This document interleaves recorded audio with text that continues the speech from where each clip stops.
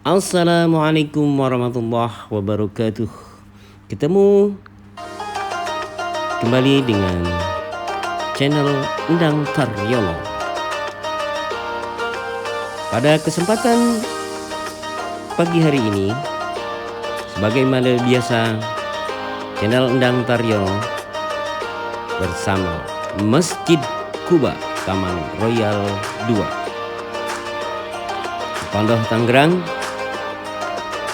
akan menyampaikan dan mengetengahkan kajian Ba'da Subuh Ahad. Salatu wassalamu alaik ya imamal mujahidin ya Rasulullah.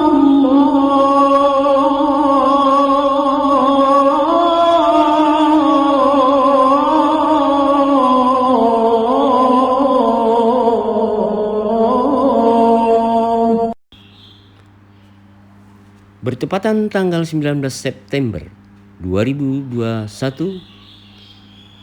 dan juga tanggal 11 Syafar 1443 Hijriah bersama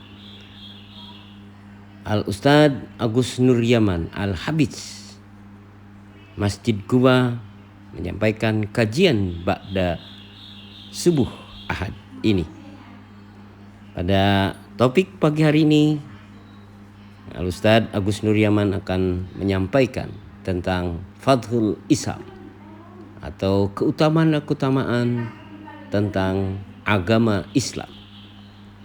Mudah-mudahan apa yang disampaikan oleh beliau dapat bermanfaat untuk kita semua, untuk memberikan beberapa pengertian, beberapa pemahaman, dan harus kita resapi bersama bahwa Islam itu adalah agama yang lurus, agama yang mudah, agama yang mendapatkan ridho dari Allah Subhanahu wa taala.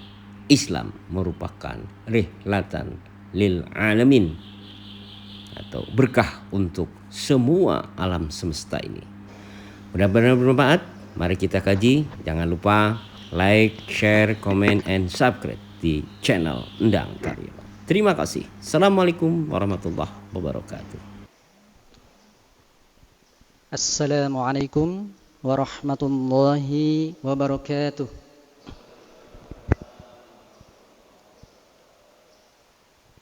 Innal hamdalillah nahmaduhu wa nasta'inuhu wa nastaghfiruh wa na'udzu billahi min shururi anfusina wa min sayyiati a'malina. Man yahdihillahu fala mudilla lahu wa man yudlil fala hadiya lahu. وأشهد أن لا إله إلا الله وحده لا شريك له وأشهد أن محمدا عبده ورسوله صلى الله عليه. اللهم صل على محمد وعلى آل محمد. يا أيها الذين آمنوا اتقوا الله حق تقاته ولا تموتن إلا وأنتم مسلمون. يا أيها الناس اتقوا ربكم الذي خلقكم من نفس واحدة وخلق منها زوجها وبث منهما رجالا كثيرا ونساء واتقوا الله الذي تساءلون به والأرحام إن الله كان عليكم رقيبا. يا أيها الذين آمنوا اتقوا الله وقولوا قولا سديدا يصلح لكم أعمالكم ويغفر لكم ذنوبكم ومن يطع الله ورسوله فقد فاز فوزا عظيما. أما بعد. Ma'asyiral muslimin, hadirin jamaah salat subuh Masjid Kuba yang semoga senantiasa dirahmati dan diberkahi oleh Allah Subhanahu wa taala. Alhamdulillah, di pagi hari yang mulia ini kita bersyukur pada Allah, kita bisa mengawali pagi kita dengan beribadah kepada Allah, yakni melaksanakan sholat subuh berjamaah di masjid yang kita cintai ini. Yang mana keutamaan salat subuh berjamaah itu sangat luar biasa, sangat banyak dan sangat agung. Sebagaimana disebutkan dalam firman Allah Ta'ala yang tadi dibacakan oleh imam kita, hafizahullah Ta'ala. Allah Ta'ala berfirman, aqimis salata liduluki syamsi ila ghasaqil laili wa qur'anal fajr inna qur'anal fajri kana mashhuda. Kata Allah Ta'ala, dirikanlah salat dari sesudah matahari tergelincir sampai gelapnya malam, dan dirikanlah pula Qur'anal fajr, yakni salat subuh. Inna Qur'anal fajri kana mashhuda. Sesungguhnya salat subuh itu disaksikan oleh para malaikat. Masya Allah ya. Akan tapi betapa banyak dari kaum muslimin yang lalai dari mengerjakan salat subuh ini. Mereka lebih memilih melanjutkan tidurnya ketimbang untuk bangun melaksanakan salat subuh. Padahal ketika seorang hamba melaksanakan salat subuh berjamaah, niscaya ia akan mendapatkan berbagai fadilah maupun keutamaan yang sangat banyak. Di antaranya kata Nabi SAW, man shallal bardaini dakhalal jannah. Barang siapa yang salat bardain, yakni salat subuh dan salat asar, niscaya dia akan masuk surga. Masya Allah. Di hadis lain disebutkan, la yalijan nara ahadun shalla qabla tulu'i syamsi wa qabla ghurubiha. Atau kana qala sallallahu alaihi wasallam. Kata Nabi sallallahu alaihi wasallam, tidak akan masuk neraka orang yang salat sebelum terbit matahari, yakni salat subuh, dan salat sebelum terbenamnya matahari, yakni salat asar. Keutamaan lainnya disebutkan dalam hadis, man shalla salata subhi fa huwa fi dhimmatillah. Masyaallah. Barang siapa yang salat subuh, maka dia berada di dalam jaminannya Allah Subhanahu wa taala. Perkara yang agung, perkara yang besar. Kalau Allah Taala yang menjamin, tidak akan ada yang bisa memudaratkan kita, ya. Belum lagi di hadis lain disebutkan, wa man shalla subha fi jama'atin fa ka'annama shalla al-laila kullaha aw kullahu, atau kama qala sallallahu alaihi wasallam. Dan barang siapa yang salat subuh secara berjamaah, maka seakan-akan dia itu salat malam semalam suntuk. Siapa di antara kita yang mampu salat malam semalam suntuk? Tidak ada. Tapi dengan sebab salat subuh kita secara berjamaah, kita mendapatkan pahala salat malam seperti salat malam semalam suntuk. Subhanallah, ya. Belum lagi tadi di dalam ayat disaksikan oleh para malaikat. Ya, dikuatkan lagi di dalam hadis Nabi sallallahu alaihi wasallam, kata beliau, tajtami'u malaikatul laili wa malaikatul nahar fi salatil fajr. Atau kana qala sallallahu alaihi wasallam, para malaikat malam dan malaikat siang berkumpul pada waktu salat fajar, yakni salat subuh. Hadis riwayat Imam Bukhari dan Muslim. Jadi betapa banyak sekali, ya, keutamaan yang bisa kita raih dari salat subuh berjamaah. Belum lagi kehusuannya, ya. Beda kalau kita sholat sendirian di rumah, kadang kehusuannya beda. Kalau sholat berjamaah kita bisa khusyuk, belum lagi bisa melamakan sholatnya. Terlebih kalau imam memanjangkan bacaannya, ya. Dan yang lainnya, ya. Kalau di rumah mungkin bacaan sholat kita apa? Qulhu, Al-Ikhlas, Al-Falaq, An-Nas, trikul kalau kata bahasa santri, ya. Jadi banyak kekurangannya kalau sholat di rumah. Kalau kata orang Sunda itu, kalau sholat di rumah itu sholatnya sedang, usah diisep terus ngedeng, ya. Salam langsung tidur lagi, ya, seperti itu. Apalagi sholat subuh. Tapi kalau di masjid secara berjamaah bisa zikir, bisa bertemu dengan saudara kita, menyampaikan salam dan semisalnya, banyak pahala yang bisa kita raih. Kemudian hadirin rahimakumullah, kali keduanya kita juga bersyukur pada Allah Subhanahu wa taala, yang mana kita bisa menunaikan salah satu kewajiban kita, yaitu menuntut ilmu agama. Yang mana mempelajari ilmu agama ini adalah ibadah yang sangat agung, yang merupakan kewajiban kita sekaligus sebagai jihadun nafsi. Jihad menghilangkan kebodohan yang ada pada diri kita. Nabi sallallahu alaihi wasallam bersabda, "Thalabul ilmi fardhatun 'ala kulli muslim." Menuntut ilmu itu adalah kewajiban bagi setiap muslim, wajib hukumnya. Kemudian hadirin rahimakumullah, mempelajari syariat Islam ini pada dasarnya itu mudah. Karena Islam itu rahmatan lil alamin. Siapapun, dimanapun, setiap orang berpeluang untuk bisa memahami dan mengamalkan syariat Islam yang mulia ini. Hanya saja sunatullah di dalam belajar itu harus ada yang namanya perjuangan. Harus ada yang namanya capek, letih, pusing dan semisalnya. Lihat kata Nabi SAW, innamal ilmu bitta'allum. Sesungguhnya ilmu itu bisa diraih, bisa diperoleh dengan cara mempelajarinya. Ini kalau kita belajar bahasa Arab, terlebih ilmu sorof misalkan, lafaz ta'allum itu kata-kata belajar itu berasal dari kata ta'allum, sebagaimana disebutkan dalam hadis Nabi tadi. Dan itu berasal dari wazan tafa'ala, yang mana ini menunjukkan makna masyaqqah dan at-ta'ab, mengandung makna atau terdapat unsur masyaqqah, berat, wa ta'ab, dan melelahkan. Itu sunatullah dalam belajar. Harus ada yang namanya capek, berat dan semisalnya. Apalagi belajar bahasa Arab, ya. Lihat tulisannya aja ya, yang muter-muter itu bikin muter-muter di kepala kita, ya, alias pusing. Makanya wajar kalau di majlis-majlis bahasa Arab itu banyak yang bahasa santrinya itu muntabir, mundur tanpa berita, ya. Demikian juga tahsin Al-Qur'an dan semisalnya itu butuh kesabaran yang luar biasa, ya. Dan seterusnya.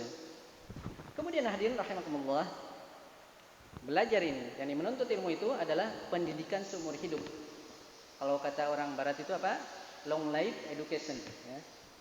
Pendidikan seumur hidup. Dan ini sebetulnya konsep Islam. Gak ada konsep dalam orang Arab, orang barat. Hanya saja di antara mereka ada yang mengamalkan konsep ini. Sedangkan di antara kita kaum muslimin kadang ada yang mengabaikannya, bahkan tidak mengamalkannya. Maka di dalam menuntut ilmu agama ini, ya, hendaknya kita menjadi orang yang maksimalis. Demikian juga di dalam beribadah kepada Allah Subhanahu wa taala. Jangan jadi orang yang minimalis. Hanya saja kadang kita tertukar. Kalau dalam urusan duniawi atau mempelajari ilmu-ilmu yang bersifat duniawi, kita selalu berusaha menjadi orang yang maksimalis. Tidak mau ketinggalan.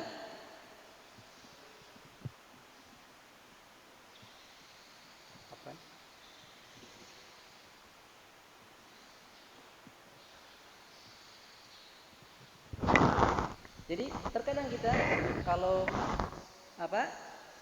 mempelajari ilmu dunia itu selalu berusaha maksimalis, pengen selalu lebih dari orang lain, tidak mau ketinggalan. Tapi kalau urusan agama dan mempelajarinya, kadang kita masih minimalis. Kadang merasa cukup dengan yang sudah ada. Kadang dalam mempelajari ilmu agama ini kita mudah merasa puas. Baca Al-Quran belum lancar, huruf-hurufnya kadang masih tertukar, kita enggan untuk belajar lagi. Kalau ada yang mau membimbingnya, kadang ya katakan di rumah juga kita baca, saling simakan dan semisalnya. Nah, kalau belum ada yang ahlinya, gimana? Ya, kadang kita beribadah kepada Allah, masa beribadah kepada Allah dengan minimalis, ya, minimalis. Sedangkan kalau kita meminta urusan dunia kepada Allah, minta rezeki dan semisalnya, kita selalu berusaha maksimalis. Ya, kalau bisa kita lebih dari orang lain, ya. Tidak ada yang mengungguli kita. Ya, itulah sifat kita sebagai manusia yang lemah. Namun terkadang seringkali kita sudah merasa wah dan semisalnya. Ala kulli hal hadirin rahimakumullah, sejatinya etos kita di dalam mempelajari ilmu agama ini akan berpengaruh pada etos anak-anak kita di dalam mempelajari ilmu agama. Demikian dukungan kita bagi anak-anak kita dalam mempelajari ilmu agama itu sangat besar pengaruhnya, ya. Kadang ada orang tua yang rela mengantar anaknya untuk kursus privat dan semisalnya, bahasa Inggris lah, matematika dan semisalnya, tiap hari antar jemput, meskipun jaraknya jauh di Jakarta misalkan. Tapi untuk ngaji, giliran ngaji, anaknya mau ngaji ke TPQ, misalkan ke TPQ Kuba, anaknya disuruh berangkat sendiri. Nah, ini kadang dianggap sepele, padahal itu berpengaruh pada kepribadian anak. Jadi jangan heran kalau anaknya itu lebih senang pelajaran-pelajaran sekolah dibandingkan pelajaran diniyah. Bahkan jangan heran kalau kecenderungan anak pun lebih kepada kecenderungan untuk mempelajari ilmu duniawi dibandingkan ilmu akhirat ataupun ilmu agama.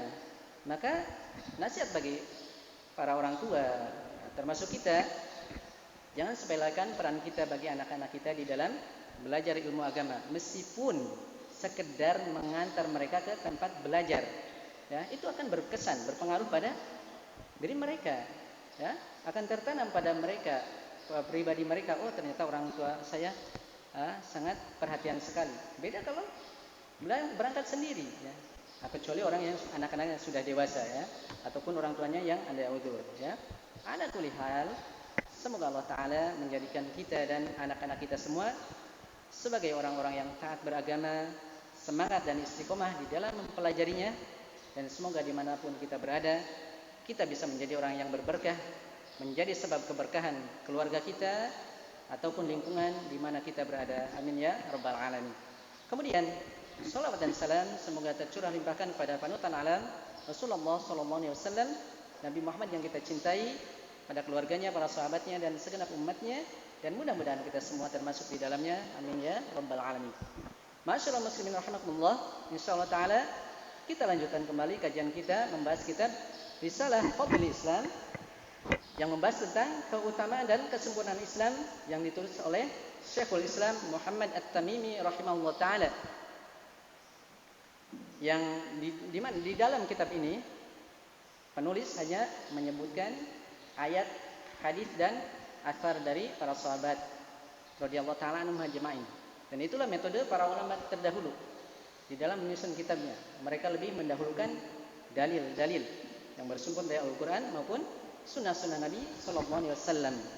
Pada kesempatan ini kita masuk ke pembahasan perkataan musannif, wa fihi qala al-mu'allif rahimahullah taala wa fihi ta'liqan anin Nabi Sallallahu Alaihi Wasallam annahu qala ahabbud dini ila Allah al-hanifiyyatu samhah. Atau kama qala Sallallahu Alaihi Wasallam. Wafihi, dan di dalam fihi di sini di dalam Sahih Bukhari disebutkan ta'liqan secara mu'allaq. Hadisnya disebutkan secara mu'allaq. Hadis mu'allaq itu adalah huwallazi yadhkuruhul Bukhari biduni sanadin. Hadis yang diriwayatkan disebutkan oleh Imam Bukhari tanpa menyebutkan sanadnya. Contoh misalkan sanad itu an Malik bin Anas, an Nafi, an Ibnu Umar radhiyallahu anhuma, anin Nabi sallallahu alaihi wasallam annahu qala. Misalkan dari Imam Malik bin Anas, beliau menerima hadis dari Imam Nafi. Imam Nafi menerima hadis dari Ibnu Umar radhiyallahu taala anhuma. Kemudian Ibnu Umar baru mendapatkan hadis langsung dari Nabi Muhammad sallallahu alaihi wasallam. Nah, ini sanadnya. Nah, ini adapun hadis mu'allaq tidak disebutkan sanadnya. Langsung saja qala Nabi sallallahu alaihi wasallam. Apa kata Nabi sallallahu alaihi wasallam di sini? Ahabbud dini ila Allah al-hanifiyyatu samhah. Agama yang paling dicintai oleh Allah Subhanahu wa taala adalah agama Al-Hanifiyah, yaitu agama yang lurus, agama tauhid, millatu Ibrahim alaihissalam. Agamanya Nabi Ibrahim alaihissalam, agama tauhid. Dan ini agama Nabi Muhammad sallallahu alaihi wasallam juga. As-samhah. Yang apa samhah itu? Sini kata musannif pensyarah sini, yakni as-sahlah, mudah dan toleransi. Ya, agama yang dicintai oleh Allah adalah agama at-tauhid, Al-Hanifiyah. Dan agama yang mudah, penuh dengan toleransi. Jadi sesuai dengan kaidah. Sebutkan dalam hadis juga, innad dina yusrun wa la yushadda dina ahadun illa ghalabah. Atau kama qala sallallahu alaihi wasallam. Sesungguhnya agama ini mudah dan tidaklah seorang itu memberat-beratkan diri di dalam agama kecuali suatu saat dia akan terkalahkan. Tidak akan mampu melaksanakannya. Jadi agama ini mudah. Agama Islam ini mudah. Setiap manusia, setiap hamba, ia akan mampu melaksanakan dan mengamalkan agama ini. Apapun kondisinya, gimana pun kondisinya. Hanya saja terkadang suatu syariat itu menjadi berat untuk dilaksanakan ketika seseorang mewajibkan sesuatu yang tidak diwajibkan atau mensyariatkan sesuatu yang tidak disyariatkan. Namun pada dasarnya agama ini mudah. Hukum asalnya agama ini mudah. Sesuai dengan ayat ihdinas siratal mustaqim. Ya, jalan yang lurus. Jalan yang lurus itu lebih mudah untuk ditempuh dibandingkan jalan yang berbelok-belok. Sesuai dengan kaidah agama, ad-dinu yusrun, agama itu mudah. Baik. Di dalam hadis ini ada faidah mutiara ilmu yang bisa kita ambil. Yang pertama, wasful Islam bil Hanifiyah. Islam disifati dengan al-Hanifiyah, agama at-tauhid, millatu Ibrahim alaihissalam. Kemudian faidah yang kedua dari hadis ini terkait fadlul Islam, keutamaan Islam, yakni fadlul Islam bis-samahah, yakni keutamaan Islam sebagai agama yang samahah, yang mudah, yang penuh dengan toleransi. Kalau orang non-muslim mengatakan Islam tidak toleransi, kata siapa? Justru Islam agama yang paling toleransi. Seperti itu. Siapapun orangnya yang bukan muslim, ketika hidup di negeri Islam, niscaya akan aman. Tapi sebaliknya, kalau orang muslim yang minoritas tinggal di negeri kufar misalkan, pasti akan banyak terzalim. Baik. Kemudian faidah juga dari hadis ini terkait keutamaan Islam, fadlul Islam bi annahu ahabbud din ila Allah. Keutamaan Islam, bahwasanya Islam itu adalah agama yang paling dicintai oleh Allah Subhanahu wa taala. Berikutnya, ini ada athar dari Ubay bin Ka'ab radhiyallahu taala anhu. Wa an Ubay bin Ka'ab radhiyallahu anhu qala, "Alaikum bis-sabili was-sunnah, fa innahu laysa min 'abdin 'ala sabilin was-sunnah, dzakara Allah fa fadat 'aynahu min khashyatillah, fatamassahu an-nar." Kata Ubay bin Ka'ab radhiyallahu taala anhu, "Alaikum bis-sabili was-sunnah." Wajib atas kalian berpegang teguh dengan jalan yang lurus, yakni Islam, was-sunnah, dan berpegang teguh dengan sunnah Nabi sallallahu alaihi wasallam. Fa innahu laisa min 'abdin, karena sesungguhnya tidak ada seorang hamba pun ala sabil was-sunnah, yang berada di atas jalan dan sunnah, di atas agama Islam ini, zakarallah, kemudian dia mengingat Allah, fa fadat 'aynahu min khashyatillah, sehingga bercucuran air matanya karena takut pada Allah, fatamassahu nar, kemudian dia akan tertimpa api neraka. Maksudnya, barang siapa yang berada di atas agama Islam ini, berpegang teguh dengan sunnah Rasulullah SAW, dan sampai dia bercucuran air matanya tatkala ia ingat pada Allah, karena takut pada Allah, niscaya ia tidak akan tersentuh oleh api neraka. Kemudian kelanjutan perkataan Ubay bin Ka'ab, "Walaysa min 'abdin 'ala sabilin was-sunnah, dzakara ar-rahmana fatsha'arra jilduhu min makhafatillah illa kana kamathali syajaratin yabisa warquha illa tahattat anhu dhunubuhu kama tahatta an hadhihi syajarati warquha."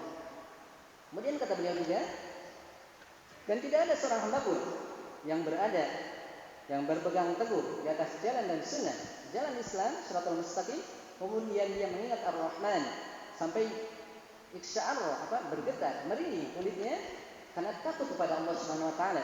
Dan itu ciri seorang beriman, ya. Idza tuliyat alaihi ayatun zadatul iman, ya, seperti itu. Kemudian bagaimana kondisinya? Maka illa kana kamathali syajarati yabisa warquha. Keadaannya itu seperti pohon yang daunnya kering. Maksudnya apa? Kecuali dosa-dosanya itu akan berguguran darinya, seperti bergugurannya daun-daun tersebut dari pohon tadi. Kemudian kata Ubay bin Ka'ab, "Wa inna qiswadan fi sunnati khairun min ijtihadin fi khilafi sabilin was sunnah." Dan sesungguhnya bersederhana di dalam beramal, di dalam mengamalkan sunnah itu lebih baik daripada bersungguh-sungguh beramal tapi menyelisihi jalan yang lurus ini, yakni jalan Islam dan sunnahnya Rasulullah Sallallahu Alaihi Wasallam. Dari asar ini ada beberapa faedah yang bisa kita ambil. Yang pertama, al-Islamu huwa sabil wa sunnah. Ya. Islam itu ada sabil wa sunnah, jalan yang lurus dan sunnah-sunnahnya Nabi Sallallahu Alaihi Wasallam.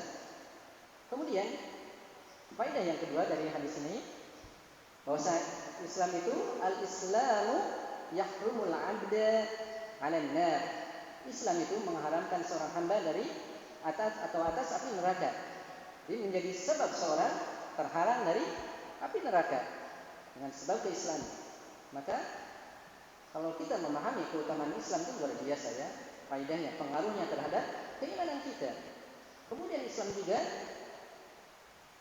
yamhu dzunubal amri, ya.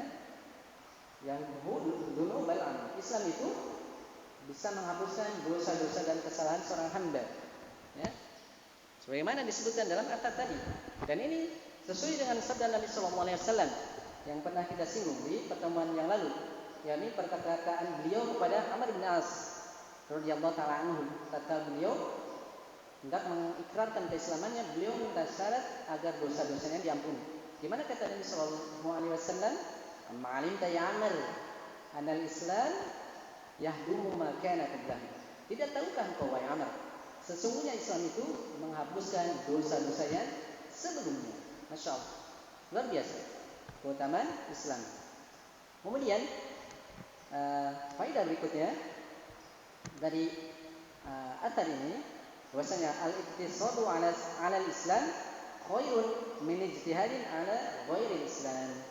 Bersederhana di dalam mengamalkan Islam di atas Islam itu lebih baik daripada bersungguh-sungguh ngoyo tapi bukan pada Islam, pada selain Islam. Baik. Berikutnya di bab ini ada satu lagi athar yang disebutkan oleh penulis, yaitu athar dari Abu Darda radhiyallahu taala anhu. Kata beliau, "Ya habbaza naumul aqyas wa iftaruhum, kaifa ya'ibuna sahrul hamqa wa sawmahum, mithqalu dzarratin min birrin ma'a taqwa wa yaqin, a'zamu wa afdalu wa arjahu min ibadatil muqtarin." Kata Abu Darda radhiyallahu taala anhu, "Ya habbaza," menyebutkan alangkah indahnya, betapa indahnya tidurnya orang yang cerdas dan bukannya mereka dibandingkan bergadangnya dan puasanya orang-orang yang bodoh. Maksudnya orang-orang yang beribadah tidak dibangun di atas ilmu. Ini orang yang memiliki akidah yang bagus, berada di atas jalan Islam yang benar, itu tidurnya dan berbukanya, artinya dia siang hari dia tidak puasa, malamnya dia tidur, sholat ya di akhir malam saja misalkan, tapi itu lebih baik dibandingkan orang yang puasa tiap hari, Senin Kemisnya rajin misalkan, malamnya bergadang, sholat malam, tapi tidak dibangun di atas ilmu ataupun akidahnya rusak. Kemudian kata beliau, mithqalu dzarratin min birri ma taqwa wa yaqin, a'zamu wa afdalu arjahu min ibadatil muqtarin. Sesungguhnya kebaikan sebesar biji sawit, sebesar zarrah yang disertai dengan ketakwaan dan keyakinan itu lebih agung, lebih utama dan lebih berat di timbangan dibandingkan ibadahnya orang-orang yang tertipu. Itu kata Abu Darda radhiyallahu taala anhu, seorang sahabat mulia. Maka di dalam athar ini ada pelajaran yang bisa kita ambil. Di antaranya yang pertama, al-mutamassikuna bil Islam as-sahih humul aqyas. Orang-orang yang berpegang teguh di atas agama Islam yang sahih, yang benar, mereka itulah orang-orang yang cerdas. Kemudian qalilun minal amal ma'al islami as-sahih wa taqwa wa yaqin khairun min katsirin min ibadatil muqtarin. Ya. Sedikitnya beramal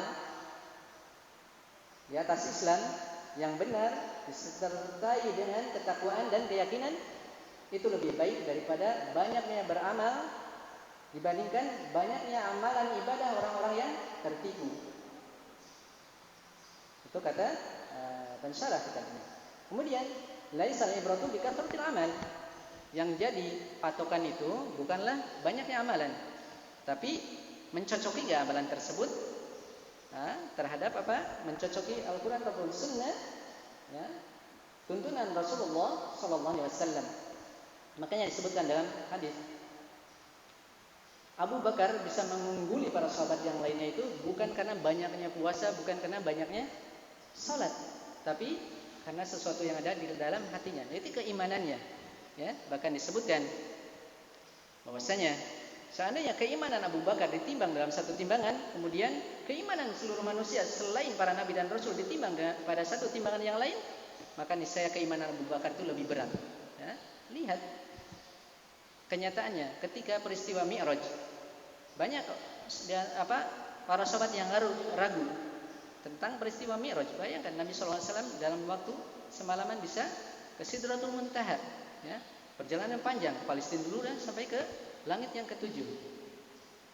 Para sahabat yang lain ragu, tapi begitu Abu Bakar ketika ditanya, apakah kamu percaya dengan apa yang disampaikan oleh Nabi Muhammad SAW? Apa kata beliau? Seandainya lebih dari itu pun, kalau yang menyampaikannya Nabi Muhammad SAW, pasti aku akan percaya. Insya Allah, ya, itu keimanan. Makanya beliau adalah manusia terbaik setelah para nabi dan rasul. Kemudian di sini juga ada pelajaran bahwasanya ada sebab-sebab yang bisa menjadikan amalan itu berlipat ganda kebaikannya, ya. Yaitu dengan berpegang teguh di atas Islam yang lurus. Selesai di pembahasan di babul awal. Bab yang pertama yaitu bab fadlul Islam. Kemudian kita masuk ke babul dukhuli fil Islam atau babu wujubi dukhuli fil Islam. Bab kewajiban masuk ke dalam Islam. Bab wajibnya masuk Islam. Yani setelah penulis membahas dan menyebutkan tentang keutamaan-keutamaan Islam di bab yang pertama, maka di bab ini penulis ingin menjelaskan dan menegaskan bahwa apa-apa yang diuraikan oleh penulis tadi, ya, di bab pertama berupa keutamaan, keindahan dan kesempurnaan Islam, baik Islam itu dari sisi apa? Baik dari keutamaan Islam sebagai agama atas agama yang lainnya, atau keutamaan Islam, keutamaan orang yang memeluk Islam, atau keutamaan umat yang menyandangnya. Nah, itu di bab yang pertama. Maka di bab ini penulis ingin menegaskan bahwa semua itu bukanlah keutamaan yang mengandung makna alternatif, pilihan atau anjuran.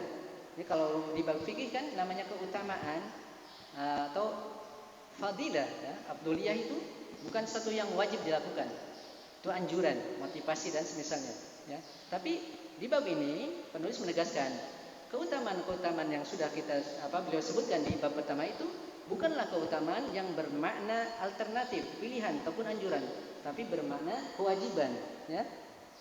Kewajiban. Dan sejatinya siapa saja yang mengkaji dan mempelajari Islam dengan benar, niscaya ia akan mengetahui bahwasanya masuknya ia ke dalam Islam itu bukanlah suatu anjuran atau suatu hal yang disunahkan, tapi merupakan perkara yang diwajibkan. Karena tidak ada kebahagiaan, tidak ada keberuntungan, dan tidak ada kebaikan baginya baik di dunia maupun di akhirat kecuali ia harus berada di atas keislaman. Dia wajib masuk Islam. Maka di bab kedua ini penulis memberi judul wujubud dukhuli fil Islam, wajibnya masuk Islam. Disebutkan dalam sebuah hadis Nabi SAW pernah bersabda, "Walladzi nafsi Muhammadun biyadihi la yasma'u bi ahadun min hadhil ummati yahudiyyun wala nasraniyyun thumma yamutu wa lam yu'min billadzi ursiltu bihi illa kana min ashabin nar." Akhrajahu Muslim min hadithi Abi Hurairah.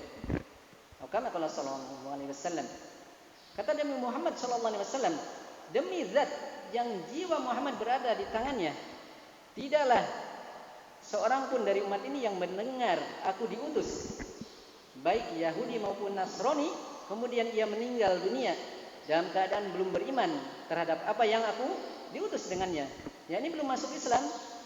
Apa konsekuensinya kecuali ia termasuk penghuni neraka jahanam.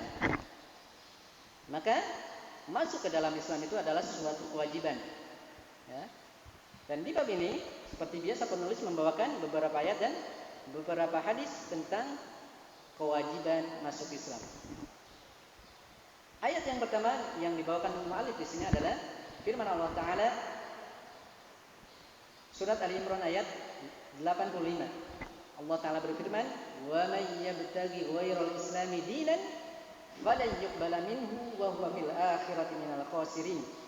Barang siapa yang mencari agama selain daripada Islam, maka sekali-kali tidak akan diterima agama tersebut darinya, dan di akhirat ia akan menjadi orang yang merugi. Di dalam ayat yang mulia ini terdapat banyak sekali mutiara ilmu ataupun pelajaran yang bisa kita ambil. Di antaranya yang pertama terkait makna wa may yabtaghi ghairal islami dinan. Barang siapa yang mencari agama selain daripada Islam. Kata para ulama, ayat ini mengandung dua makna, memiliki dua makna. Yang pertama terkait barang siapa yang mencari agama selain daripada Islam. Yang pertama, siapa yang mencari agama selain daripada Islam, yakni Islam sebagai agama. Maka kalau ada orang yang mencari agama selain Islam, Yahudi, Nasrani, Majusi, Buddha, Hindu dan yang lainnya, maka gimana? Fala yuqbala minhu. Maka tidak akan diterima agama tersebut darinya. Kemudian yang makna yang kedua, maksud siapa yang mencari agama selain daripada Islam ini adalah siapa yang mencari tuntunan selain daripada tuntunan Islam. Yani Islam sebagai tuntunan. Artinya apa? Orangnya Muslim, orangnya sudah Islam, tapi dia mengambil tuntunan daripada selain Islam, beribadah kepada Allah bukan sesuai dengan tuntunan Islam. Bagaimana? Ini pun sama. Fala yuqbala minhu. Tidak akan diterima amalan tersebut darinya. Jadi makna ayat ini menurut para ulama mencakup dua hal.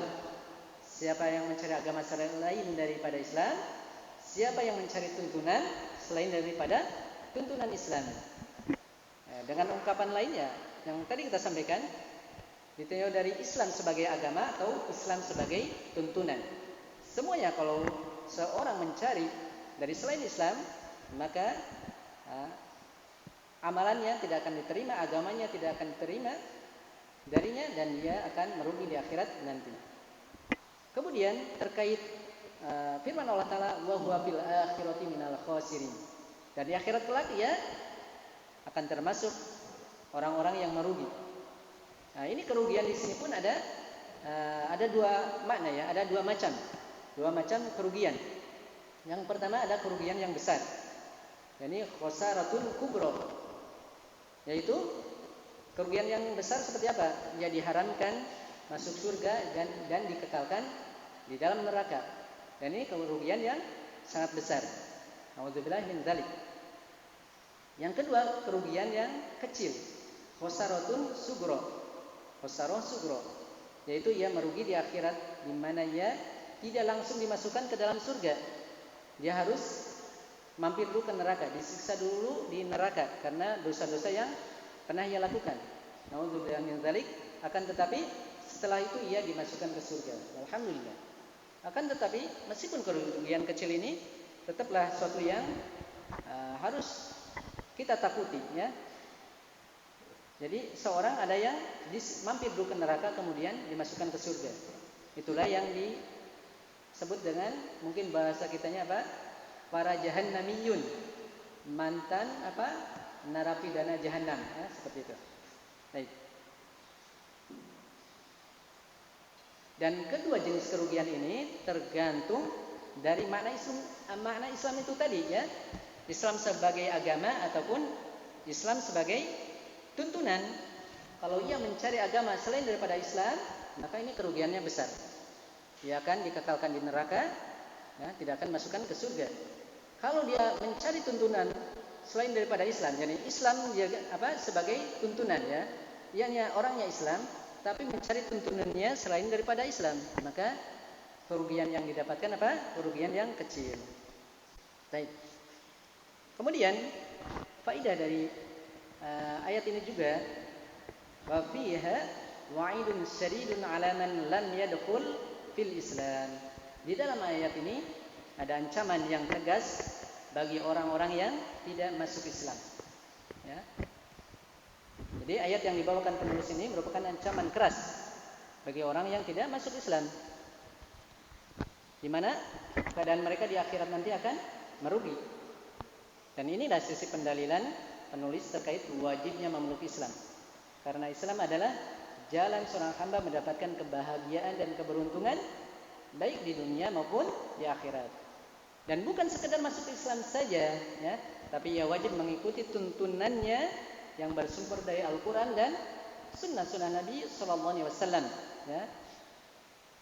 Kemudian ayat yang kedua yang dibawakan mu'alif di sini adalah masih surat Ali Imran, ya, ayat 19. Allah Ta'ala berfirman, Inna dina indallahil Islam. Sesungguhnya agama yang diridhoi Allah hanyalah agama Islam. Islam yang dimaksud di sini, dimaksud di dalam ayat ini adalah Islam secara umum, di mana para ulama mendefinisikan makna Islam secara umum adalah al-istislamu lillahi bit-tauhid wal inqiyadu lahu bit-tha'ah wal bara'atu minasyirki wa ahli. Islam itu adalah berserah diri kepada Allah dengan mentauhidkannya. Artinya kita beribadah hanya kepada Allah Ta'ala semata, tidak untuk selainnya. Wal inqiyadu lahu bit-tha'ah, dan terikat padanya dengan menjalankan ketaatan padanya, ya. Terikat dengan ketaatan kepadanya. Wal bara'atu minasyirki wa ahli, dan berlepas diri dari kesyirikan. Karena lawannya tauhid kesyirikan. La ilaha illallah, kan? Seperti itu. Lawannya kesyirikan. Wal bara'atu minasyirki wa ahli, berlepas diri dari kesyirikan dan para pelakunya. Baik. Dan itulah agama para nabi dan rasul. Sebagaimana disebutkan dalam ayat surat An-Nahl ayat 36, Allah Ta'ala berfirman, "Wa laqad ba'atsna fi kulli ummatin rasulan an ibudullaha wajtanibut taghut." Kata Allah Ta'ala, dan sungguh kami telah mengutus seorang rasul pada setiap umat yang mereka menyeru, beribadahlah kalian kepada Allah dan jauhilah taghut. Taghut ini kata Umar bin Khattab adalah ma'ubida min dunillah, segala sesuatu yang diibadahi selain Allah Subhanahu wa Ta'ala. Kemudian terkait ayat ini, yakni ayat inna dina 'indallahil Islam, sebagian ulama ada yang mengatakan bahwa ayat ini juga mengandung makna Islam secara khusus, yaitu Islam secara khusus adalah agama yang dibawa oleh Nabi Muhammad SAW dan syariatnya. Jadi semuanya tercakup dalam ayat ini, mana Islam secara khusus maupun Islam secara umum. Karena para nabi dan rasul semuanya agamanya sama Islam, hanya syariatnya saja yang berbeda. Makanya para ulama mengatakan para nabi dan para rasul itu apa? Satu bapak beda ibu. Satu bapak beda ibu. Satu bapak artinya apa? Agama yang sama, Islam. Ibunya yang berbeda, syariatnya yang berbeda. Syariatnya Nabi Musa berbeda dengan syariatnya Nabi Isa alaihissalam. Demikian juga syariatnya Nabi Muhammad sallallahu alaihi wasallam, ya, seperti itu. Jadi agamanya sama. Agama Islam, agama tauhid. Semua para nabi dan rasul menyeru umatnya agar mereka beribadah hanya kepada Allah Ta'ala semata dan menjauhi segala sesuatu yang diibadahi dari selain Allah Subhanahu wa Ta'ala. Dan yang ditekankan di sini oleh penulis adalah terkait penetapan agama yang diridhoi Allah, yang mana manusia beragama dengannya, yaitu apa? Agama Islam.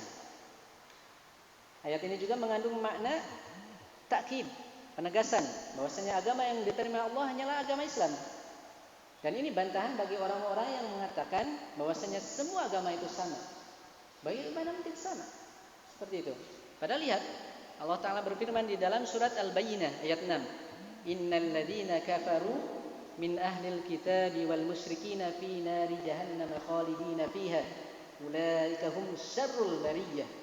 Sesungguhnya orang-orang kafir dari kalangan ahli kitab dan orang-orang musyrik, mereka itu berada di dalam neraka jahanam, kekal di dalamnya.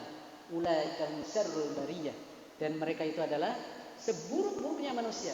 Ini nas dari Allah Subhanahu wa Ta'ala. Bagaimana mungkin kita katakan semua agama sama? Kalau agama itu sama, lalu apa faidahnya?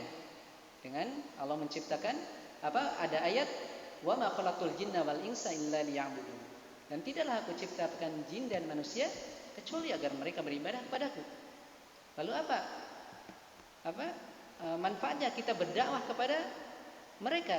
Apa fungsinya jihad fisabilillah kalau semua agama itu sama? Kan itu. Lebih jauh lagi, apa manfaatnya Allah menciptakan surga dan neraka kalau agama itu sama? Ya? Nah, secara logika saja, bisa dibantah logika-logika atau statement-statement orang-orang liberal dan semisalnya, apalagi dengan dalil. Dan dalil dari ayat ataupun hadis itu lebih kuat. Baik. Berikutnya ayat yang ketiga yang dibawakan oleh Malik di sini adalah firman Allah Taala surat Al-An'am ayat 153.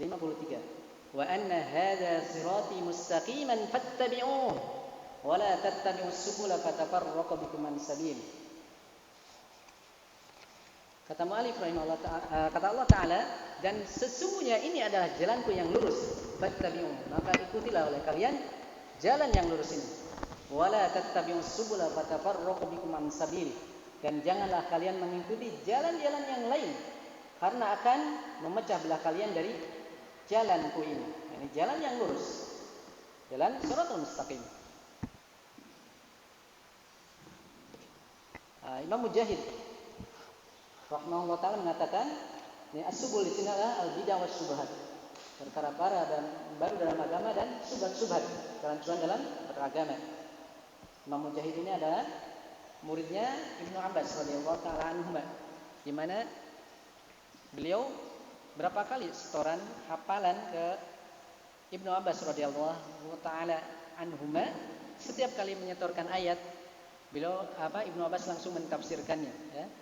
Dan itu berulang kali, ya, 30 juz selesai, setiap ayatnya ditafsirkan. Makanya ketika ada tafsir dari Imam Mujahid, para ulama langsung menerimanya, karena beliau langsung mengambil dari sahabat mulia, ahli tafsirnya para sahabat, di mana beliau pernah didoakan oleh Nabi sallallahu alaihi wasallam, Allahumma faqihhu fid din wa 'allimhu ta'wila. Ya Allah, berikanlah kefaqihan kepadanya tentang ilmu agama ini dan ajarkanlah kepadanya Al-Qur'an.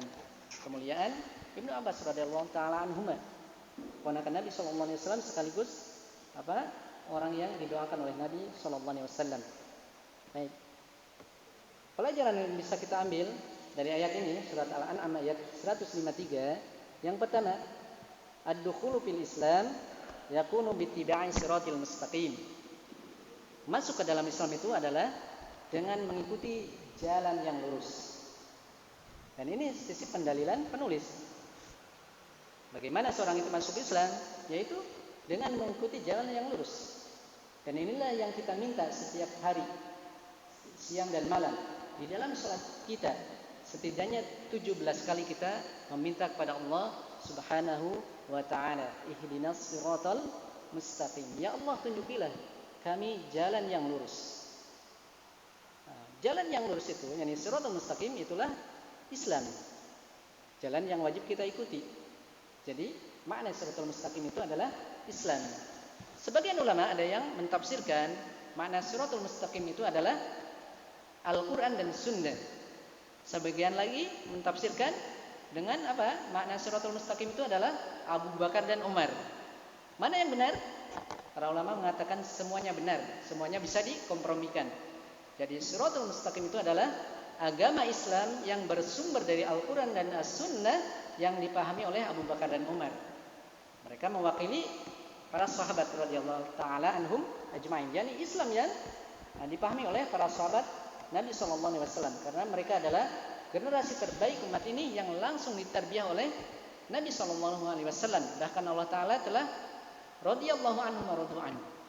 Mereka telah diridhai oleh Allah Subhanahu wa taala. Seperti itu. Baik. Berikutnya terkait firman Allah Taala tadi, ya, wa anna hadza sirati mustaqiman fattabi'u, ya.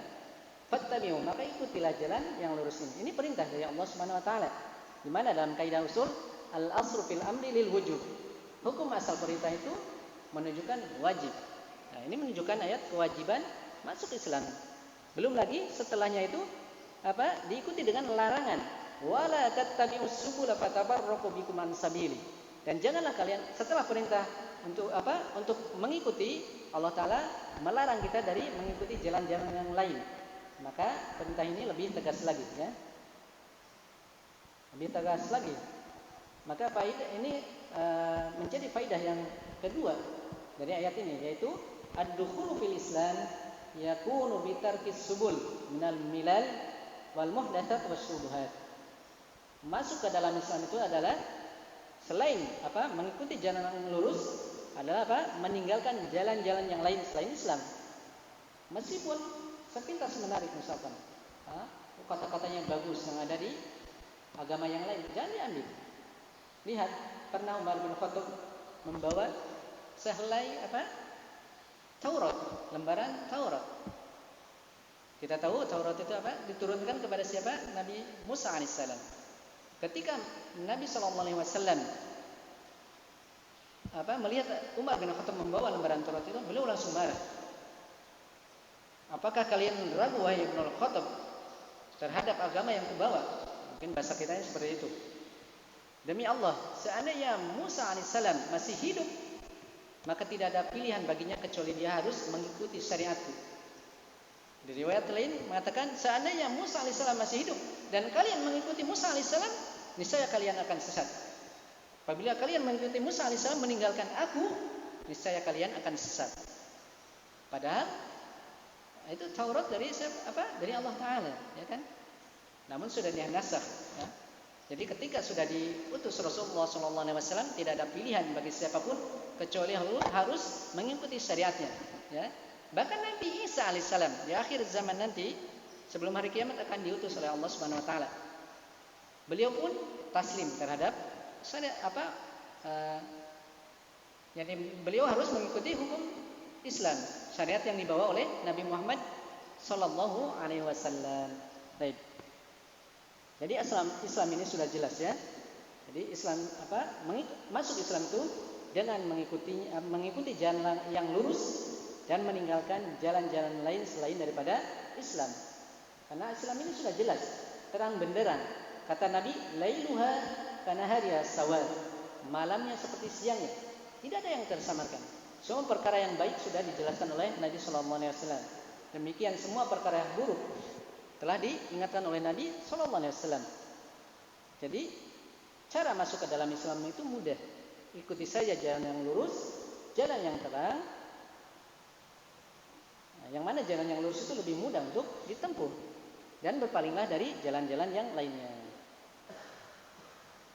Jadi kalau ada orang Islam masih bingung ya, di dalam beragamanya, nah, maka hendaknya ia belajar baik-baik tentang agama Islam ini.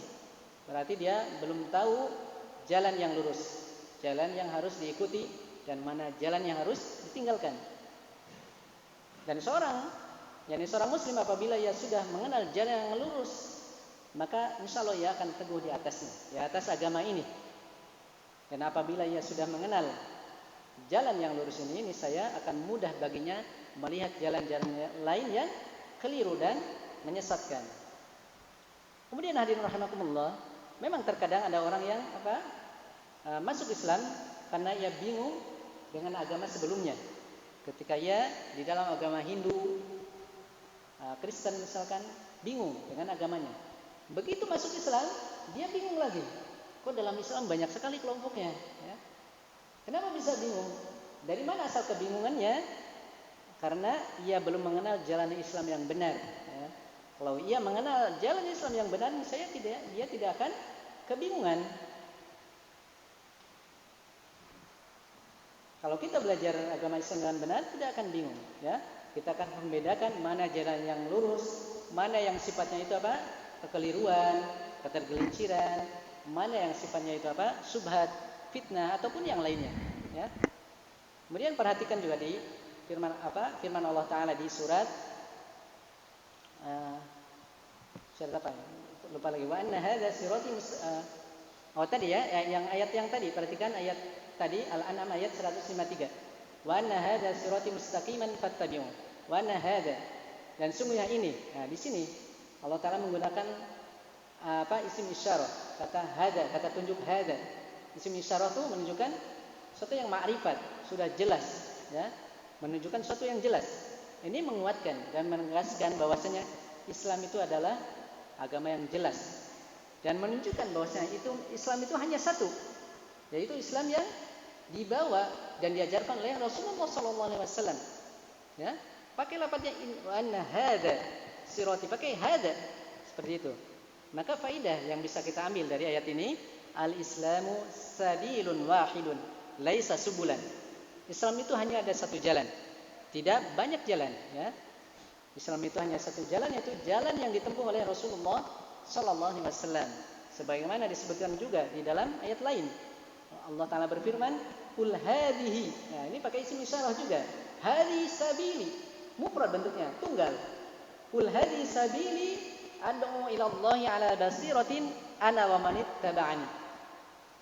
Al-ayah, ila akhir ayat. Kata Allah Taala, katakanlah wahai Nabi Muhammad, ini adalah jalanku. Aku dan orang-orang yang mengikutiku menyeru kalian kepada Allah di atas basirah, di atas hujah yang nyata. Di sini juga menggunakan isim isyarah yang menunjukkan makna tunggal. Dan memang di dalam Al-Quran pembahasan terkait Islam ini, ya, tentang Islam, tentang jalan yang lurus, itu tidak menggunakan lafaz jamak ataupun mutsanna, tapi menggunakan kata mufrad. Kadang di dalam ayat disebutkan ad-din, kadang juga disebutkan as-sirat, kadang disebutkan dengan as-sabil. Semuanya tunggal, menunjukkan Islam itu hanya satu, ya. Islam yang dibawa oleh Rasulullah SAW, diamalkan beliau, diajarkan beliau pada para sahabatnya, dan para sahabatnya pun mengamalkan sesuai dengan yang diajarkan oleh Rasulullah SAW. Kemudian, ini sebelum ditutup, faedah terakhir, ya, dari ayat ini, bahasanya apa? Hendaknya kita istiqomah di atas agama Islam ini, yaitu di atas jalan yang lurus. Dan kita butuh hidayah dari Allah Subhanahu wa taala agar kita bisa istiqomah di atas jalan yang lurus. Makanya para ulama mengatakan hidayah itu ada dua, ya. Hidayah menuju kepada jalan yang lurus. Yang kedua, hidayah di atas jalan yang lurus. Ada hidayah bagi seorang yang tadinya tidak kenal Islam, kemudian diberi hidayah oleh Allah menuju jalan Islam ini. Setelah dia masuk Islam, maka ia butuh hidayah yang kedua, yaitu hidayah supaya dia tetap istiqomah di jalan Islam, tidak keluar ke kanan ataupun ke kiri, yakni hidayah istiqomah di atas jalan Islam, jalan yang lurus. Maka penting sekali bagi kita untuk memohon kepada Allah agar Allah Ta'ala memberikan taufik dan hidayahnya kepada kita semua, agar kita bisa istiqomah di atas agama Islam ini hingga ajal menjemput kita. Dan tentunya kita harus melakukan atau menempuh sebab-sebabnya, di antaranya dengan bermajelis ilmu, mempelajari ilmu-ilmu agama, terutama hal-hal yang bisa mengokohkan keimanan kita kepada Allah Subhanahu wa taala, yang bisa mengokohkan keimanan di dalam hati kita. Karena hati ini lemah, ya. Hati itu lemah. Dan sesuatu yang ada di hati itu mudah keluar masuk, seperti keikhlasan dan semisalnya. Itu mudah keluar masuk. Makanya harus dijaga. Penting sekali menjaga hati, menjaga keimanan dan keikhlasan kita di dalam beribadah dan beramal karena Allah Subhanahu wa taala. Mungkin saja kita sekarang taat beribadah kepada Allah, besok ternyata kita menjadi orang yang gemar bermaksiat kepada Allah. Naudzubillah min dzalik. Mungkin saja kita sekarang menjadi orang yang terdepan di dalam membela dakwah, ya, memperjuangkan dakwah. Besok lusa nggak tahu, bisa jadi orang yang menjadi orang yang terdepan menentang dan memusuhi perjuangan dakwah. Kita tidak tahu. Sedangkan amalan itu innamal a'malu bil khawatim. Amalan itu dihitung di penghujungnya. Maka kita harus berlindung pada Allah dari hal-hal tersebut. Nasallallahu lana afiyah. Namun kadang ini bisa terjadi, ya. Ada kisah nyata. Ini kisah yang ma'ruf, ya, di kalangan para ulama, di kalangan para penuntut ilmu. Seorang yang bernama Abdullah Al-Qasimi. Beliau lahir tahun 1907, kalau nggak salah, meninggal tahun 1996, ya, beberapa puluh tahun belakangan. Beliau seorang alim yang sangat cerdas, ya, pernah menimba ilmu di Qasim, di Al-Azhar juga, ya, di Jamiah Al-Azhar di Mesir, ya. Beliau sangat cerdas, semangat dan gigih di dalam berdakwah, menyeru manusia kepada tauhid, ya, dan mengingatkan kepada manusia dari bahaya kesyirikan. Dan banyak sekali beliau mendapatkan pujian dari para ulama, guru-gurunya, sampai ada yang memujinya. Di antara ulama ada yang memujinya sampai gimana perkataannya tuh? Al-Qasimi telah membayar surga dengan karyanya ini, ya. Karena karya-karya beliau itu luar biasa di dalam membela dakwah tauhid dan menentang orang-orang kafir, ya. Seperti itu, membantah argumen orang kafir. Dan tentunya pujian ini terlalu berlebihan, ya. Dan ternyata di akhir kehidupannya bagaimana beliau? Ternyata di akhir kehidupannya yang tadinya beliau berdakwah pada tauhid, akhirnya beliau menjadi seorang ateis. Nauzubillah min dzalik. Ini kisah nyata, ya. Sempat menggemarkan dunia Islam terutama, ya. Ternyata di akhir kehidupannya beliau berubah menjadi seorang ateis. Awalnya kenapa? Awalnya karena beliau kecewa tidak mendapatkan kedudukan, ya. Tidak mendapatkan jabatan dengan ilmunya tersebut. Ilmu itu Masya Allah, ya, luar biasa, ya. Tapi ternyata waktu itu beliau oleh pemerintah tidak diberikan jabatan apa-apa. Beliau kecewa. Beliau kembali ke Al-Azhar. Di sana disebutkan bergaul dengan orang yang rusak agamanya, ya. Sampai akhirnya beliau pun menjadi seorang ateis. Nauzubillah min dzalik. Bukannya hanya sebagai menjadi ateis saja, beliau yang tadinya berdakwah membela Islam, sekarang sebaliknya menjadi orang yang terdepan memusuhi Islam, bahkan mencela Allah dan Rasulnya dengan karya-karyanya. Nauzubillah min dzalik. Ini seorang ulama bisa seperti itu, ya. Karena niat yang tidak ikhlas, kemudian pengaruh teman yang buruk. Maka hati-hati, ya. Keikhlasan, kemudian pengaruh teman juga itu luar biasa terhadap agama kita, ya. Seperti itu. Makanya kita harus senantiasa memohon keistiqomahan kepada Allah Subhanahu wa taala agar kita tetap berada di atas jalan yang lurus ini, di atas iman dan Islam sampai ajal menjemput kita, ya. Makanya janganlah kita merasa aman meskipun kita berada di zona yang aman, ya. Jangan merasa kita sudah banyak beramal, sudah sering rajin ngaji, lalu kita merasa yakin bahwasanya kita itu akan masuk surga. Lihat Nabi Yusuf alaihissalam. Beliau seorang nabi, tapi beliau berdoa yang diabadikan dalam Al-Quran. Apa doa beliau? Tawaffani musliman wa alhiqni bis shalihin. Ya Allah, wafatkanlah aku dalam keadaan Islam dan pertemukanlah aku dengan orang-orang yang saleh.